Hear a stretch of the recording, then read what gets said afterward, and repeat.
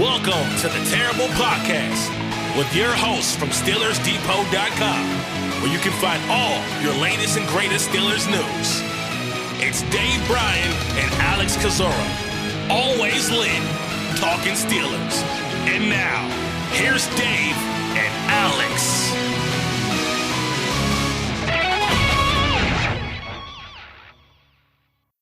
Welcome to the Terrible Podcast, Season 14, Episode 104. He's Dave Bryan. I'm Alex Kozora, SteelersDepot.com. Thanks for being back with us here this Wednesday, Steelers Nation. And for now, Dave, things have calmed down a little bit on the Steelers news front. We have a chance to breathe and evaluate and not be as running with our heads cut off like we have been the last week. So that's a good place to start the week, I think. It's obviously kind of tapering off here around the league when it comes to players getting signed in free agency and all. And man, it was a busy week, and we'll have to see what lies ahead here in these couple of days before we get to the weekend. Obviously, March Madness about to get underway here this weekend, so we'll have plenty of sports to watch. But where would you like to start on this? What day is it? Wednesday. Let's start with the news that came in on Wednesday morning. The Pittsburgh Steelers making a coaching hire, probably the last or one of the last they're going to make here of this offseason cycle, but a move that I figured was going to come at some point. The team announcing they've hired Anthony Midget as their assistant secondary coach. He will replace Gerald Alexander, who left to take a job with the Las Vegas Raiders. So he will assist head DB's coach Grady Brown. Midget, coach with the Tennessee Titans, actually, I think played under Mike Tomlin early in his Tampa Bay career. I believe so. I'll double check on that. But Midget has coached around, was with Florida State as well, the Houston Texans in recent years. And so a guy that has some NFL experience. Let's see, Midget, where's he been as a player? He was in Tampa. Buccaneers, 2000 to 2001. It looks okay, like so Tomlin's first year was there. Right. Trying to figure out, was he on the practice squad that entire season? He may have been a practice squad. Yeah, he spent 2 seasons on the practice squad with the Buccaneers, 2000, 2001. So probably not much playing time overall in the NFL, I'm guessing. In fact, none. Yeah, but was in the league and then got into coaching, right. Was at Virginia Tech, Georgia State, again, NFL stints with Tennessee from 2020 through 2022, and he had an assistant role at Florida State this past year. So, you knew this team was going to hire another DB's coach. It's such a large group to manage, especially in training camp. Pittsburgh has had 2 DB coaches for the last several years, dating back to Terrell Austin and Tom Bradley. And then, Brown, Alexander. And so that'll be the coach to help out Grady Brown. We're going to have to put that headshot into the Steelers Depot AI facial recognition software for pro days, right? That'd be a new face to kind of look for potentially. Yeah, is that what Skynet is? What is Skynet, Dave? I don't even know how to define Skynet. I just know the term enough culturally. Yeah, I don't know. That's way above my pay grade here. Please, let's keep it to sports, please. All right, we will do that. Sports and movies that you have not seen. Right, or vaguely just can talk about just enough like Skynet, but tell you no other information. There you go. Some other news coming in. Mike Williams was scheduled to visit the Pittsburgh Steelers on Thursday. He will not be doing that. He has signed a 1-year deal up to $15 million with the New York Jets. So he was visiting the Jets Monday night into Tuesday, had a visit with the Panthers, I presume, on Wednesday. That will, of course, not happen either. So apparently the key was, I think, a turkey, ham, and cheese sandwich, and also $15 million helps you get a deal with New York. Yeah, I'm a bit surprised by that. I think that good for him, because that's probably a good sign with the time frame with him coming off of that injury and all like that. And once again, you'd have to think that they wanted to look how that rehab was coming, him being dumped by the Chargers with the failed physical, not even almost 6 months removed from the injury. So I suspect that they like what they saw there. Up to 15 million. It'll be interesting to see the breakdown of what that thing actually looks like. Probably some a good chunk of that per game active roster bonuses there. Probably some statistical or playing time incentives mixed in there. I will tell you this: the Steelers were not going to do a up to 15 million one year deal with him. That was not going to happen. No way, shape, or form. Now they would have done, a couple of years or something like that. But I got to admit, I envisioned his price being a little bit cheaper. Now, and once again, we're talking up to, so we'll have to see what the base value of this thing comes in once more details are known. But man, I even wonder if the Steelers would have valued him at a average per year at around 12 million or so. I suppose that's plausible, but even when you get into a player more than $6, $7, $8 million per year, the Steelers are probably going to want to do a 2-year deal with you on that. So looking back at it in the rearview mirror now at this point, it was probably unlikely had he even made it to Pittsburgh that they would have got the deal done with him. But we'll never know at this juncture. Sure. Again, the 1-year structure would have made that more difficult for Pittsburgh. So this is not sour grapes, but I'm not too choked up about losing out on the opportunity to even visit with Mike Williams. I had some reservations we talked about on the Monday show. With a deep receiver class, you can go find another option. So could he been a value and help this offense? Sure. But I think there are certainly many more paths Pittsburgh can explore. I think the biggest thing with him that when it comes to me and looking back and saying, well, not that huge of a loss. It's just the recent injury history with him, and the age, and he's had a few back issues and all like that. So, and I think that's probably what you're going to see kind of reflect in that contract that the Jets gave him, just kind of making sure to cover their bases that, should he not play, he doesn't earn X amount of dollars and all like that. So, obviously if the Steelers were, to get a guy with experience at this point, you're probably going to have to, and be on the younger side, you're probably going to have to trade for one right now, especially with what else is left out there. Mike Williams, Tyler Boyd's name been tossed around still quite a bit because he remains unsigned. I think Josh Reynolds is a little bit younger. I don't believe he is signed yet, so that's a little bit younger option there. But I think for the most part, if you really want to get hyper choosy and picky about what you're wanting to look for, if you're wanting the Steelers to add a wide receiver that's got experience, that's got youth on his side, you're probably going to have to trade for such a player.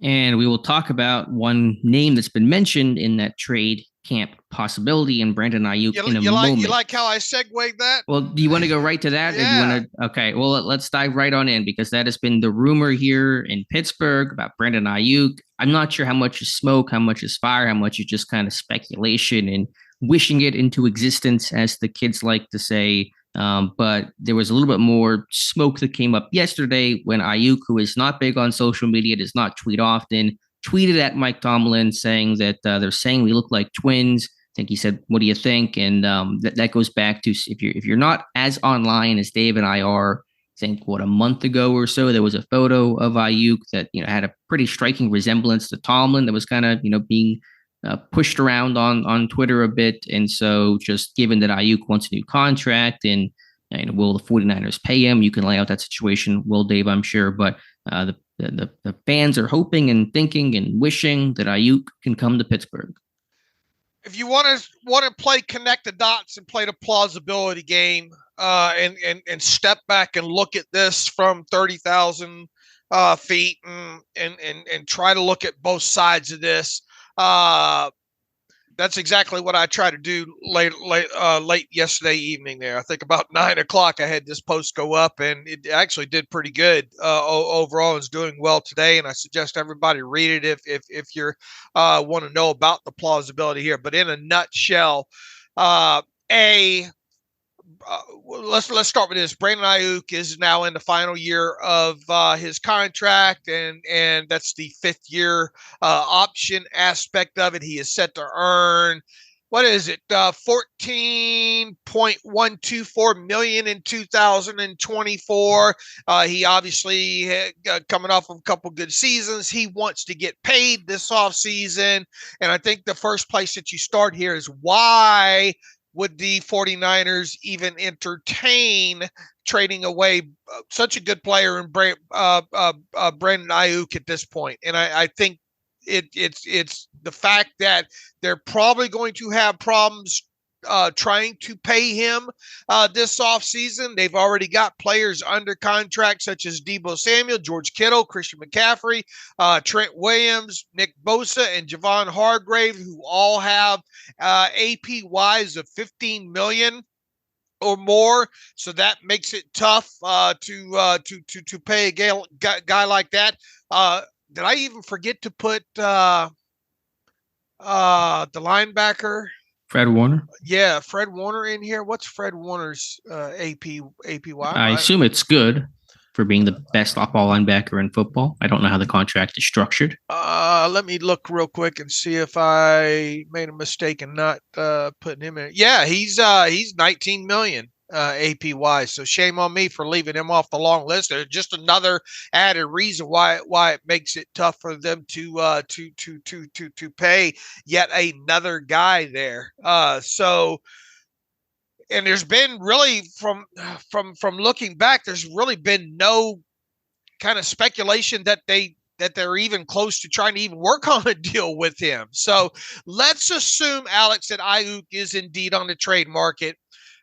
Any team that wants to trade for him at this point of the offseason would need to be able to accommodate that cap charge that he's wearing right now, which is $14.124 million in their own underneath their own cap before even trying to do anything with his contract.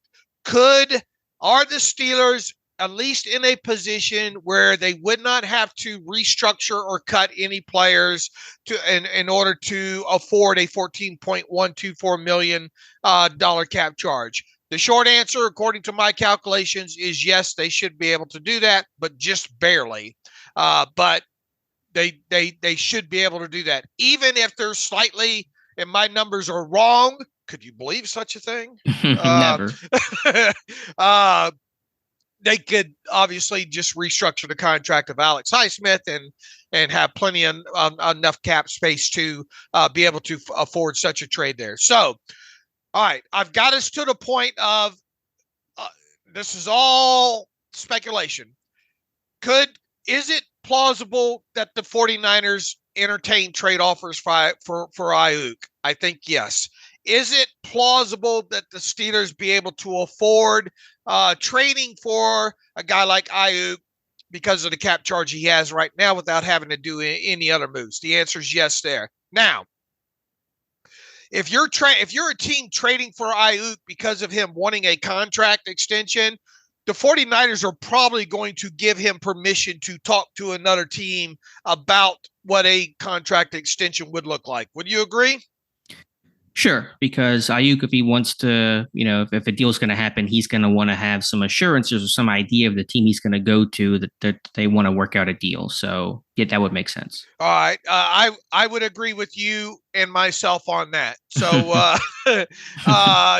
one would think that that would happen. And I would expect any team, and look, this is, any team, in addition to the Steelers is probably going to want to do that. Now, you would think that Aiyuk, especially based on some of these contracts we've seen recently in Aiyuk's history, that he's probably going to want a deal at a minimum of $20 million average, new money average, right?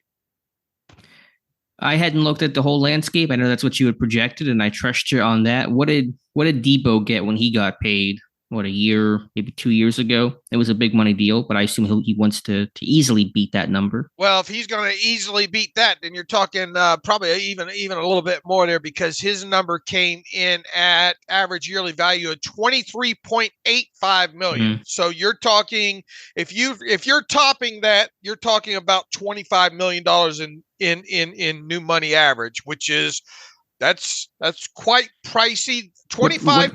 What did Calvin Ridley just get in terms of his deal in Tennessee? I know, again, big money, 4 years, $92 million. What's the APY? That's 23 million APY. So, look, I put 20 million just as a rock bottom price with Brandon Aiyuk there. It 20 million would be a bargain on him, but you could be looking at anywhere between 20 and 25 million. 25 million would put him tied for fourth with AJ Brown for fourth most in the league there. So probably within those range. But long story short, you're going to have to do a deal with him. You're going to have to do a deal that's going to probably put him in the top 10 highest paid wide receivers in the NFL. We agree on that, right? Yes. All right. Now, even if the Steelers went that way, all of this is theoretically plausible from when we get to this point here. Now, we know the Steelers and new money and guaranteed money and all like that. If indeed Aiyuk got as far as all this speculation is and got into a new deal scenario, he might have to settle for the fully guaranteed money being all in the first year, and then potentially a March roster bonus of quite a hefty number that allows him to have a strong cash flow from March to March, if that makes sense. While that March bonus would probably not be fully guaranteed, it would in effect be virtually guaranteed, but still virtually guaranteed is not fully guaranteed. But it's the next best thing. It would take a lot for Brandon Aiyuk to not earn the first 2 years, 2024 and 2025, of that contract. So that's one thing that he would probably have to give up if wanting to do a deal with the Steelers is fully guaranteed money past 2024. Would you agree? I would, yes. Oh, okay. Okay.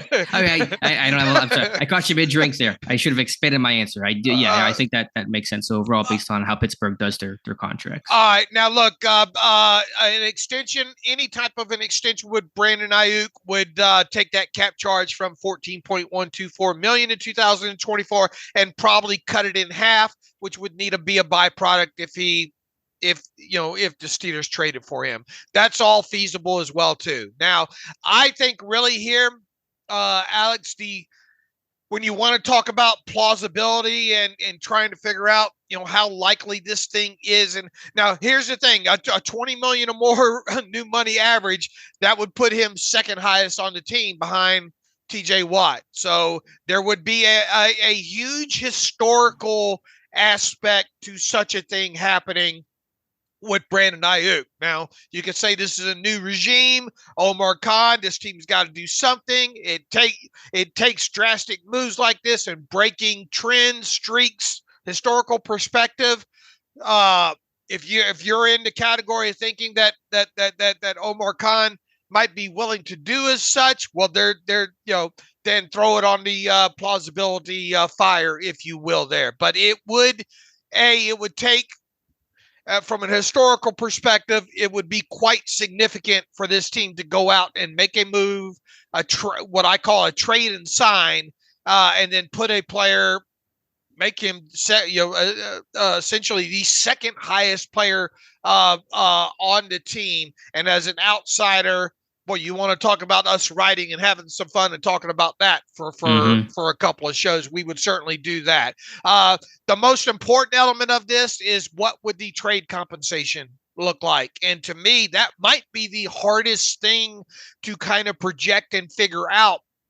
of all this deal. Once again, it's still plausible. It's just when you look at everything else and trying to think, okay, well, this would have to happen. Can we predict the parameters of this? Okay, a contract extension would have to happen. What would the parameters be? What would the new money look like? What would the cap charge look like? All those are a lot more predictable, in my opinion, than what the trade compensation is. Now, you're talking about a 49ers team. How quickly do they want him out of the room? Do they know for sure that they're not going to be able to get him under contract this offseason? Do they know for sure if we don't get him under contract, he's probably going to hold in or hold out or whatever the kids call it these days along those lines there? They might be willing to settle for a little bit less to get him gone at some point, just because they know they can't pay him. But what would that look like? I think a first round pick is a little bit too rich, even as good a player as Aiyuk is. So thus, I think that you'd probably be looking at some sort of package that maybe includes either a second or a third round pick as being the highest point of the compensation. I tend to agree as well. I know I just some kind of the speculation or specuporting that people have said, well, first round pick probably is what it takes. And I don't know. And, the 49ers don't want to give the guy away. They're in a Super Bowl, win now in that window right now. And so they don't want to just start losing some of their top assets. But I compare it to L'Jarius Sneed. And the reporting on him is that it's probably going to be a second round pick to get Sneed. Now, I think there are issues with teams trying to hammer out compensation. That's probably been one of the hangups of why Sneed is still a Chief, but not really heard much from the first round talk on Sneed. And I think him and Aiyuk are pretty comparable. So I think it would probably take the second round pick in something else, second round, and I don't know, pick swaps or some other kind of creative way to get a deal officially done. But I'm not really expecting a first round pick to be compensation if he were to get moved to any team. I agree. But when trying to hammer out what a package would look like as far as compensation, not only for the Steelers, but any team in general, to me, that is the hardest thing to project out of all this, I think. Sure. I think the contract parameters are easier because there's just, you working with previous contracts and kind of where the market is at. That's an easier thing to handle and project out than what the 49ers want and what they deem as good compensation to give away. Aiyuk, who just came off a career season. Alex, would Aiyuk fit in what the Steelers do? How exciting or not exciting would such a move be?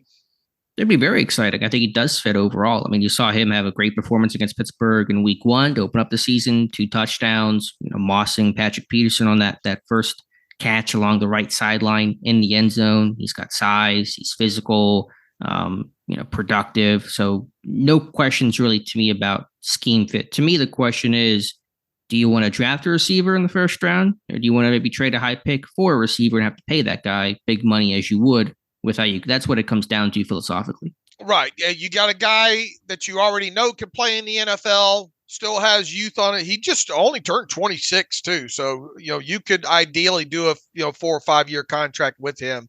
Extend him 4 more years on top of, and that element of it works into Aiyuk's favor and whatever team that might trade for him as well too. So the question is just whether or not you want to go down that road as an organization or not.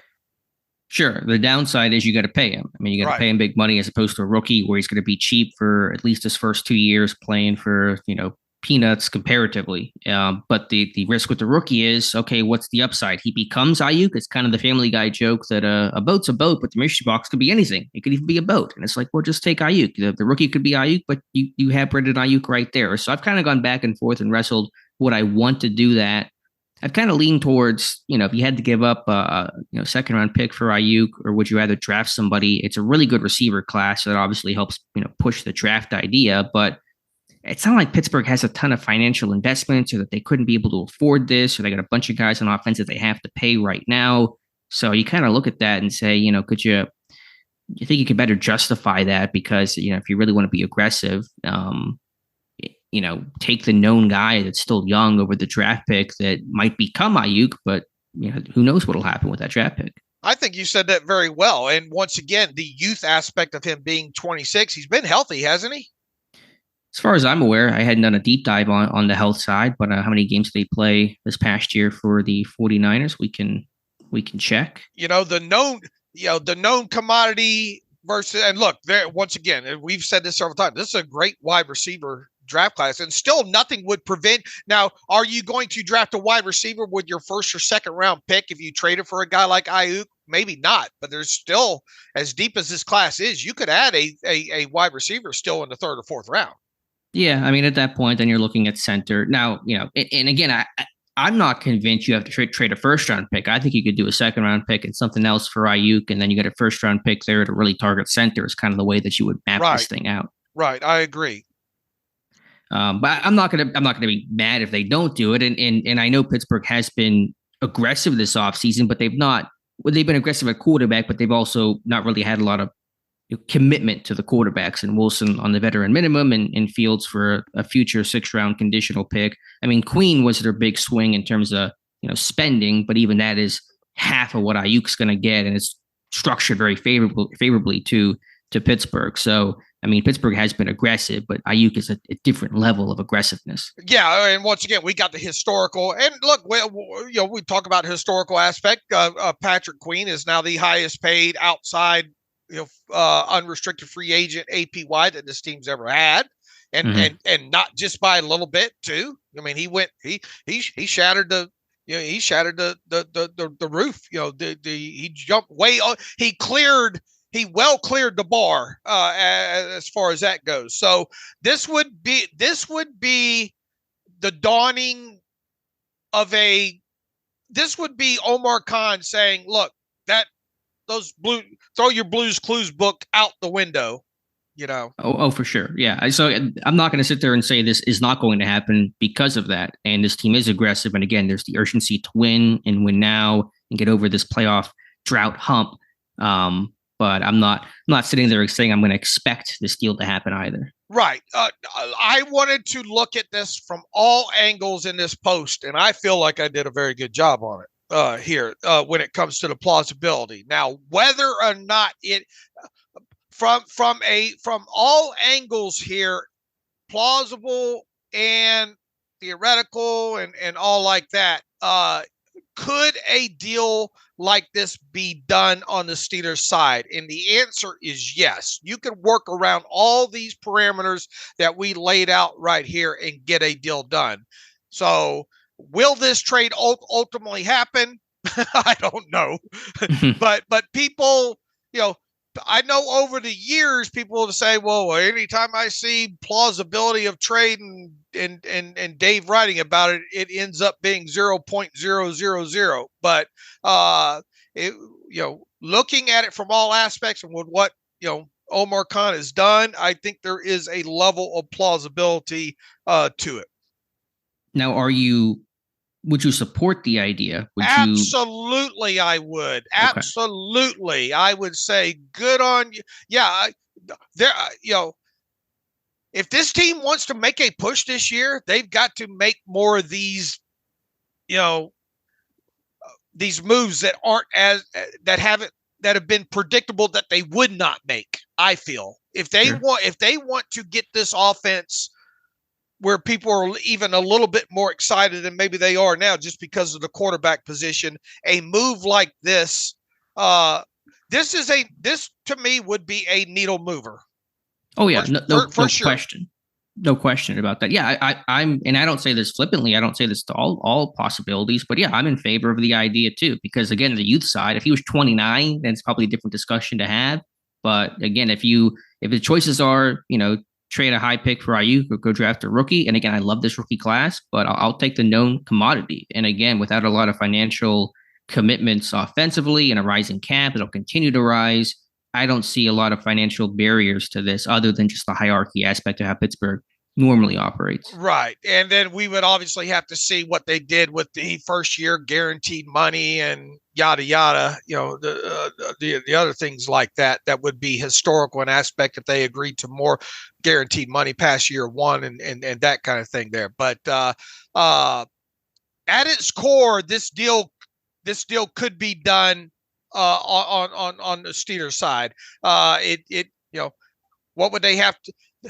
Once again, I'll roll back to what I said. I think the hardest thing to predict here is what the compensation of the trade would look like. Yeah, I think it'd be a second and something else, maybe a fourth, maybe that pick 98 at the end of the third round that they got from, I think Philadelphia. I think in the Pickett deal, they've made so many trades, I'm not keeping track right now, either that or the Deontay deal. That's my guess of what it would take for San Francisco. Who I mean, I don't even know their cap situation. I know they have a bunch of contracts. You mentioned all the guys that they paid, but remember, Deebo Samuel had all the trade talk, and he was going to leave, and he wanted out, and they re-signed him. So some of this might be a leverage play as well from Aiyuk's corner, saying, "All right, I'll tweet at Coach Tomlin. I'll put some heat. I'll kind of make some smoke myself to let San Francisco know that I'm talking about it." All I can tell you, I don't follow their cap situation move by move and all, but over the cap has them at 13.3 under the cap right now, and you'd have to think that they have the same kind of the similar off-season cost awaiting them moving past the draft and all like that. So they could obviously freeing up $14 million in cap space would be the perfect elixir for them. Yeah, I mean, really, what is preventing them? If they do a deal, then his cap charge, I assume in 2024, will come down, which will free up cap space. I mean, there's long-term and second and third year things to look at, and I understand that aspect of it, but I'm not aware of anything that is preventing them from doing a long-term deal with Aiyuk. Right. Other than they've got a lot of cash invested in this roster right now, and as we saw with the Rams a couple of years ago.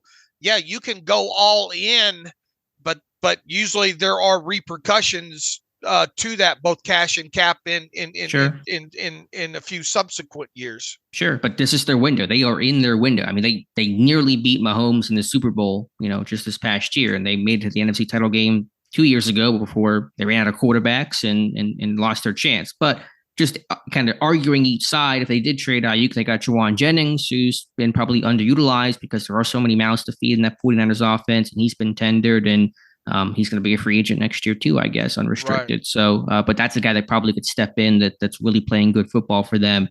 Just doesn't see the volume because there's so much talent on that offense. And then with them as well, too, if they have guys like Deebo and Jennings, and the way this draft class is, they can look at it as well. We've got two guys.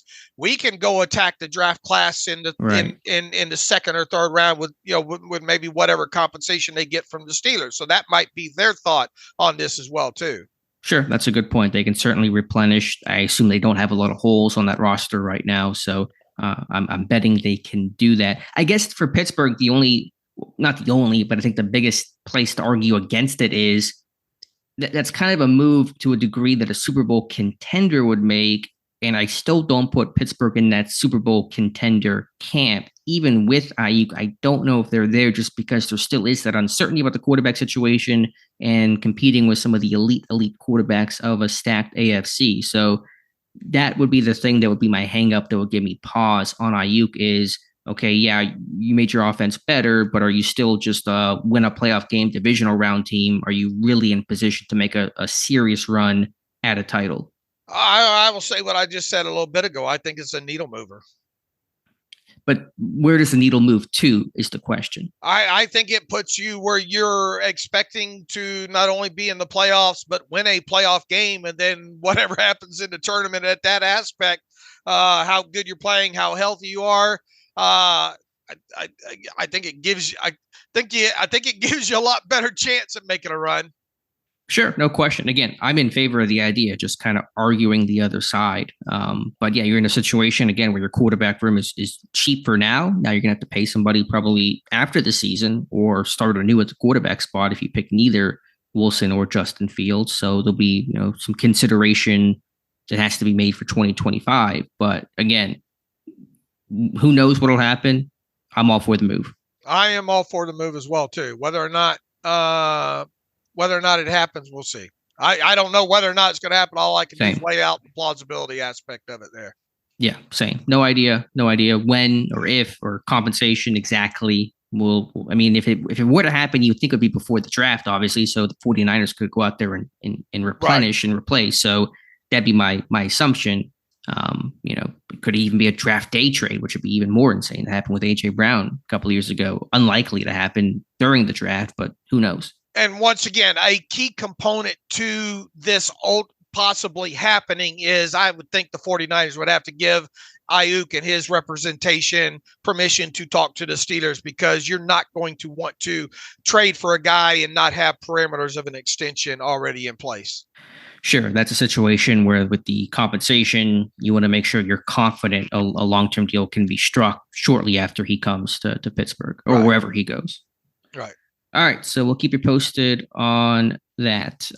Let's see. Kenny Pickett spoke with the media on Monday afternoon after our podcast in the morning, his first time with the Eagles. Nothing earth-shattering that he said. I think he tried to deflect some of the questions about his exit from Pittsburgh and some of the stories last year about the Seahawks game and reportedly, not dressing and the reason for that. He did say that he just felt like it was time to leave Pittsburgh, and in terms of how he handled his exit, where there's been a lot of reporting on that. Pickett said that he was confident in how he handled things. Dave, what's your takeaway from Pickett's first presser as an Eagle? Yeah, just trying to, and his answers weren't overly long. He likes to think that he handled his exit well.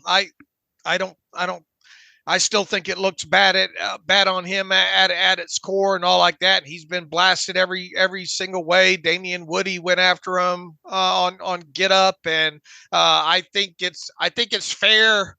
I think the way that most people think that this went down or assume that it went down, that he's getting the type of criticism that he's been getting there, but. I knew it would be a talking point. I knew that he would meet the media on that side. I knew he'd probably be asked the questions that he was asked on that side.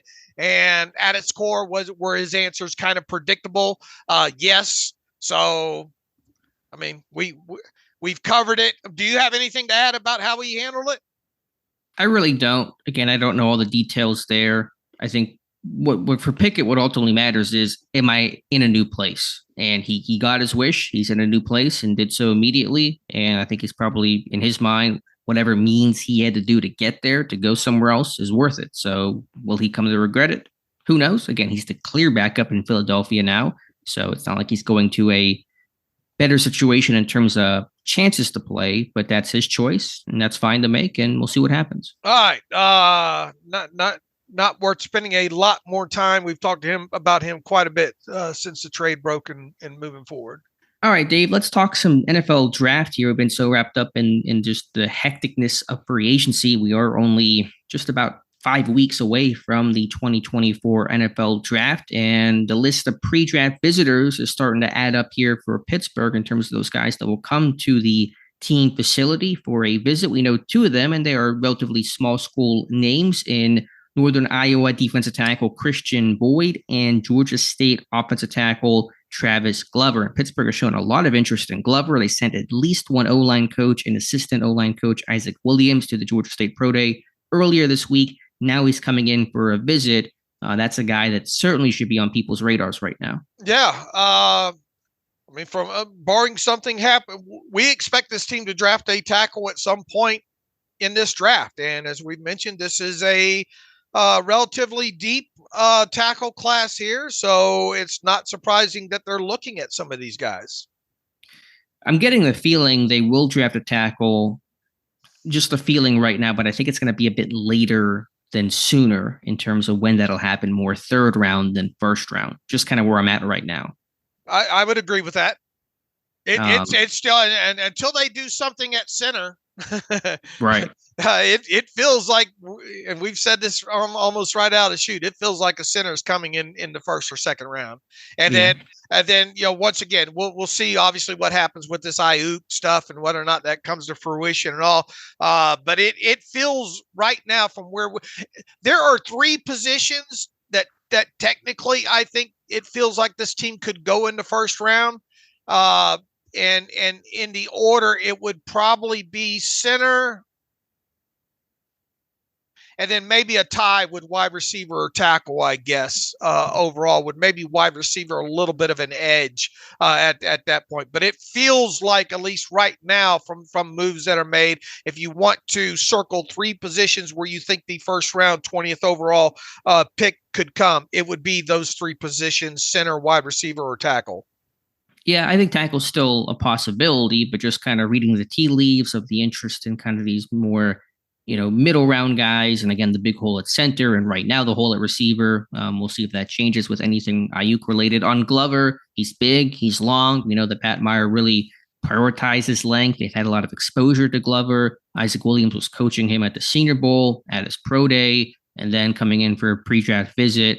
A guy that I had to do some more tape on, but a guy that has some size, athleticism. Yeah, I mean, it is, and they don't typically dip into the non-power 5. I mean, Georgia State is group of 5, right? They're Division I, so they're not like super small school. They still typically take guys from that level. So when they show that kind of repeated interest, as they did with Javon Hargrave back in 2016, certainly should be taking extra notice. I agree. And so we'll have a report on him probably sooner than later. Christian Boyd. Now, Pittsburgh was not at that Northern Iowa Pro Day that took place earlier this week, although I think Boyd had a hamstring pull and only did the bench press, so he did not work out. So that may be the reason why Pittsburgh did not attend, because there wasn't a whole lot to see. And you can bring him in for a visit and just get to know him there. I believe he intends to try to hold a workout for scouts April 15th with Cooper DeJean from Iowa as he recovers from his broken leg. So Boyd, productive, kind of more nose tackle type than probably defensive end type. Doesn't have great length overall, but it's kind of one of the top small school names. All right, good info there. And then in terms of pro days, we know that the Alabama Pro Day is today. A bunch of big name pro days today: Ohio State, Alabama, USC. We will assume, don't know for sure as of 10:45 this morning, but we'll assume that Mike Tomlin, Omar Khan are at Alabama today. Don't believe any GM will be at Ohio State, was the reporting, with Marvin Harrison Jr. not working out, not participating at all is the word there. So we'll assume that Khan and Tomlin are there for, again, Terry and Arnold and some of those top prospects down south. The word ought to start rolling in here pretty soon, shouldn't it? Yeah, Mike Tomlin is usually one of those guys that one of the first names that gets mentioned in terms of pro day attendance. I don't know the time on when Bama works out. Usually it's noonish, afternoon, early afternoon, I believe, on that. So probably by the time people listen to this, we already know where they're at. The question is, who do they bring? Will they bring Terrell Austin, Grady Brown, Pat Meyer for J.C. Latham? We'll have to see. We caught Kelvin Fisher. Boy, he put some miles on the car lately. Wyoming, Colorado. We think maybe we spotted him at Colorado State, but it would line up with the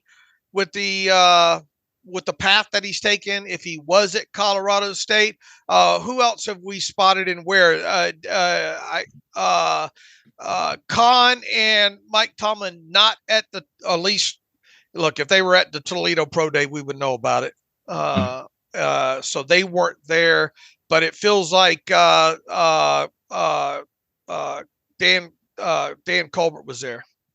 Yeah, I still haven't officially confirmed that. I got to go back through some of the Toledo stuff today, but that, was his old territory, MAC, Midwest, whenever he was more area scout. So, and he's kind of been in that area this year at some of the directional Michigan schools, Western Michigan, et cetera. So would make sense there.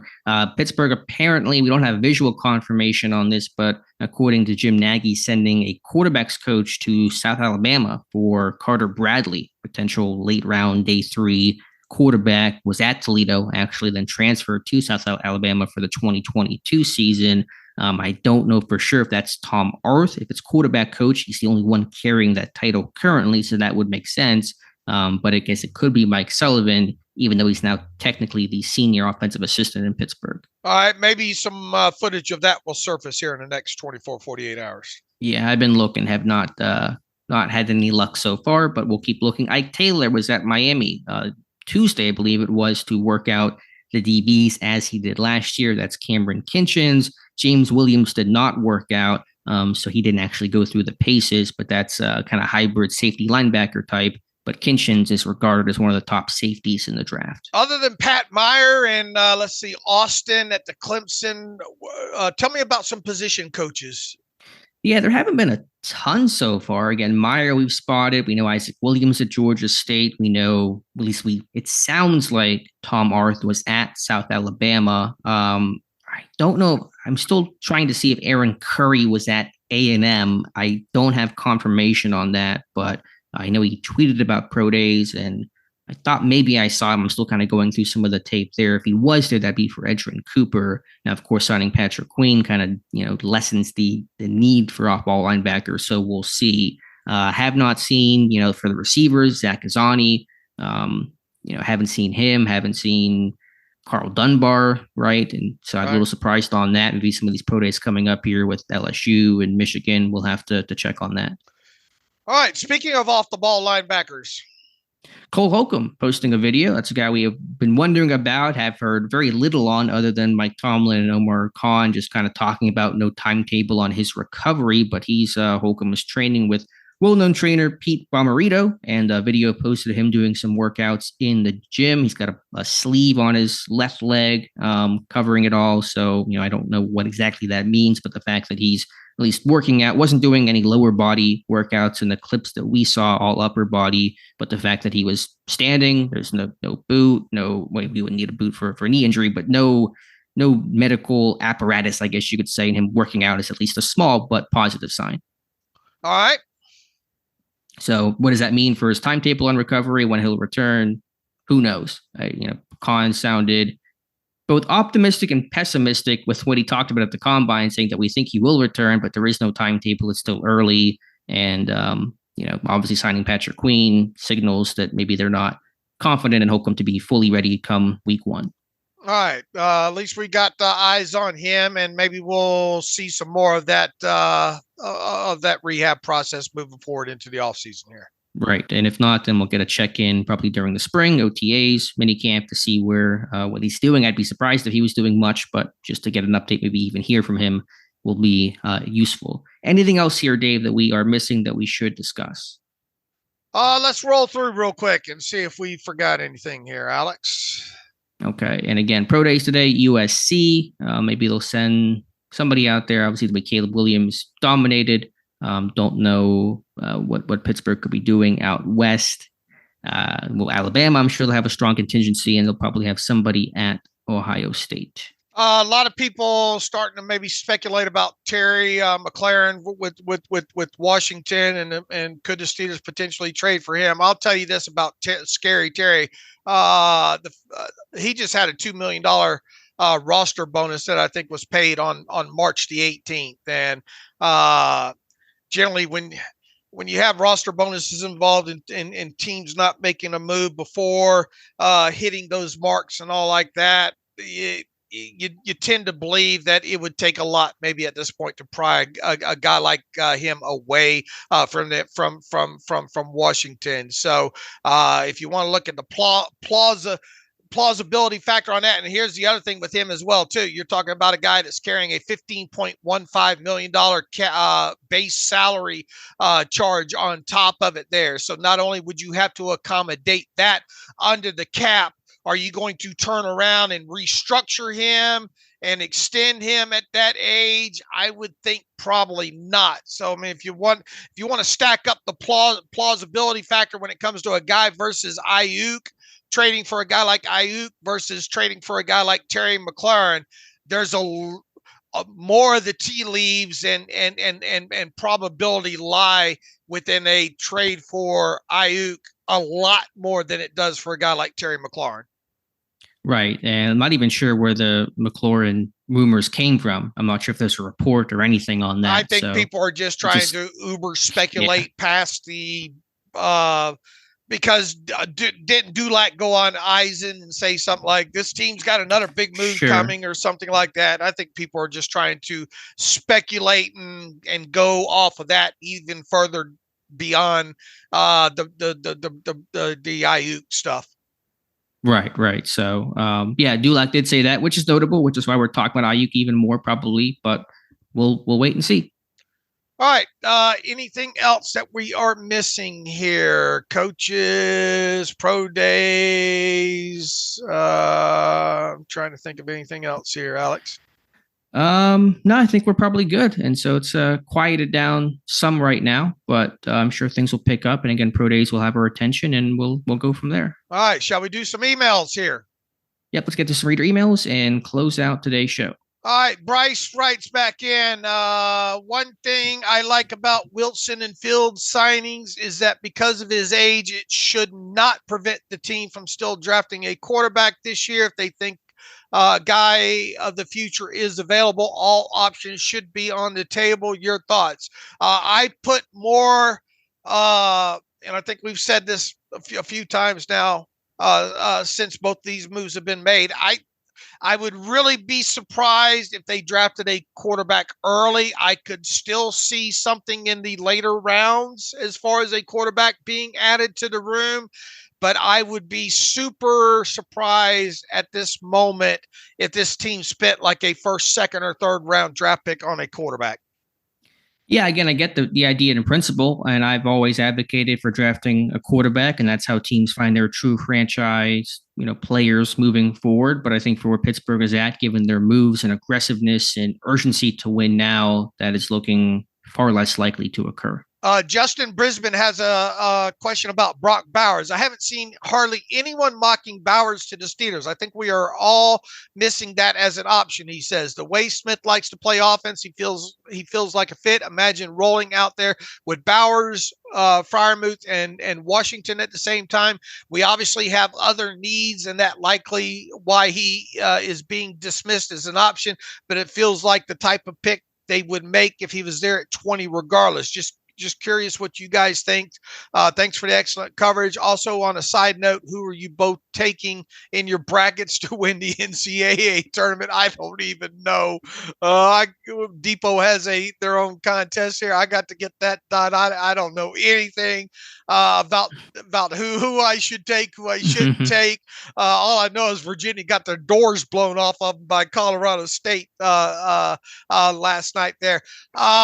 Look, I think why you're not seeing the Bowers thing is because this team does have so many other needs here. And a guy like Bowers, who is phenomenal, really would feel like a luxury pick. Yeah, I mean, I kind of get it because of how tight end heavy Smith's offenses can be. And so, Bowers can almost be a receiver in some aspect of it. But I can understand the argument for it, but it just does not seem to be nearly as plausible because they are going to still have two receivers on the field, and they are pretty set at tight end. So I can kind of squint and see where you're headed, and I get that, but I just don't see that as likely. Yeah, Justin, I agree. I understand the question and definitely the player. To me, it boils down to it just feels like it would be a very, very, and look, you don't bypass great players. I understand that aspect of it, but and he is a very talented player. It feels like it would be uber luxury selection, but I do understand why Justin is asking that at its core. Sure. Chuck Griffith writes in, Dave, on Sunday morning, as I was taking our dogs on a walk, I told my wife that due to the Justin Fields trade on Saturday, there was an emergency episode of the terrible podcast that I was about to listen to. She replied that it seemed to be a loose interpretation of the word emergency, to which I responded, how rude. On to my question. If Jackson Powers Johnson is off the board at 20, would you or Alex have concern if they went ahead and selected Zach Frazier at the pick? He is currently slotted number 31 in PFF's mock draft simulator. Oh, this is one of these things that I think is going to play out a little more as we get deeper into the pre-draft process. What's going to happen here? Once again, I think you roll back to what are the three positions that the Steelers are most likely, or what we think are most likly they're going to take at 20th overall as we sit here on this March 20th. I think it's center. I think it's wide receiver. I think it's tackle. If you went out and did some sort of deal for Aiyuk, I think that lessens the wide receiver chance within there. Then it's down to center and tackle. It feels like overall. Is it unthinkable that the Steelers would consider Zach Frazier at 20 overall especially if Jackson Powers Johnson was off the board, Alex? No, it's not unthinkable at all. Now, am I in favor of that? I didn't put a first round grade on Frazier, but I would not bat an eye if Frazier was the pick at 20. I think centers fall. I think second round is still on the board, but if someone told me that is going to be the pick, it's, I know they love the guy, so it would not surprise me. Richard Jameson writes, I agree. Richard Jameson writes in on Pat Meyer, with all the changes on the roster and the coaching staff, I'm surprised that Pat Meyer is still on the staff. The running game looked anemic for the first half of each of the past 2 seasons. When Kevin Dotson was traded for a 6th-round draft pick, he became a Pro Bowl player. When Kendrick Green was traded for a 6th-round pick, he also looked good until he was injured. Why do you suppose that Meyer is still in Pittsburgh? I think you have seen the O-line grow overall. I think you have seen guys get better. It's taken some time, but I think you have seen improvement. I think one of the other, driving factors overall is Pittsburgh didn't want to have to keep changing O-line coaches. They've had kind of a rotating door of, after Mike Munchak left, they went to Sean Surratt and Adrian Clem, and then Chris Morgan to finish out Clem's stint in that 1 year, and then to Meyer, and all that change is just, bad for trying to have some continuity with the group. And again, with Dotson, there's a lot of layers to this, but he's playing left guard before Meyer came here. So it's not like Meyer was the one who signed off on the idea of Dotson playing left guard. He already had a full season starting there by the time that Meyer was brought in. So I don't really put that on Meyer and Green. Again, I really put that organizationally on just kind of really misevaluating what Green was supposed to be, which, again, Meyer was not in Pittsburgh when that pick occurred. That was Adrian Clem was the O-line coach who worked him out at his Illinois Pro Day. So, again, I don't really put those things on Pat Meyer. Well put. Adam Gesk has some pushback here. I'm optimistic about Fields and Queen, but I think the con artist narrative has gotten out of control. My biggest pushback is that there seems to be this idea that he's making big moves. His biggest move has been bringing in the 6th highest paid linebacker, he writes. He's not a trade a day 1 or day 2 pick. He's not acquired a 1st-round pick besides a relatively cheap swap, of course. I'm hopeful that he and Weidl turn the franchise around and that Khan continues to squeeze a little extra value out of the deals he makes. But so far, he's mostly just taken what's fallen to him, cast-offs, he writes. I'd love to know the last time a team built a sustainable Super Bowl competitor without either making at least one big move, i.e. for a quarterback, or going through a rebuild where they earned 1 or 2 top picks by losing.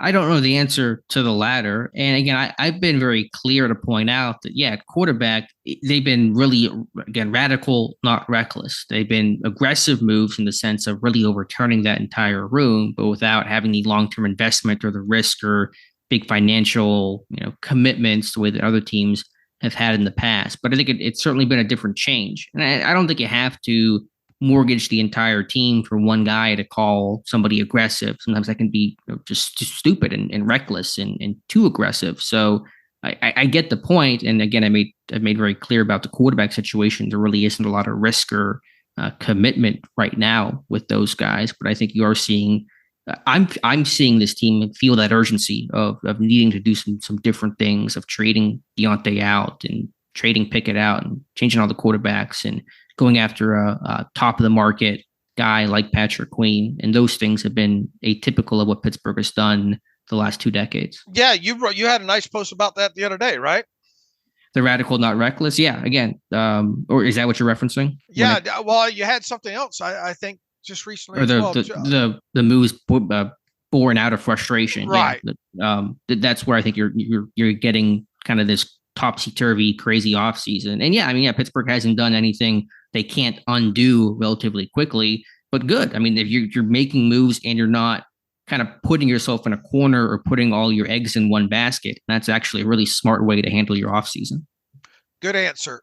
Jason Michael writes in, camp quarterbacks. Hey, Dave and Alex, great job keeping up with the craziness of this offseason, keeping us all informed. With a new OC and a completely turned over quarterback room, is it possible that the Steelers only go into camp with 3 quarterbacks this year instead of 4? There were barely enough reps to go around last year, and it seems as though Wilson, Fields, and whoever quarterback 3 is will need every rep they can get in camp and the preseason. Do you see them either drafting a guy late or signing a low-end free agent and just rolling with 3 this year? Jason, all we can really, and could all this, I don't know why they would lie about something like that. I mean, you roll back and, we got all the confidence in the world in Kenny Pickett and some of the things that have been said so far this offseason, specifically when it comes back to the quarterback position. I don't think they're lying, and they've said this several times, Omar Khan specifically, that they're going to take 4 quarterbacks. And I think even didn't Rooney say, I had to go back and look. I think he even mentioned 4 as well, too.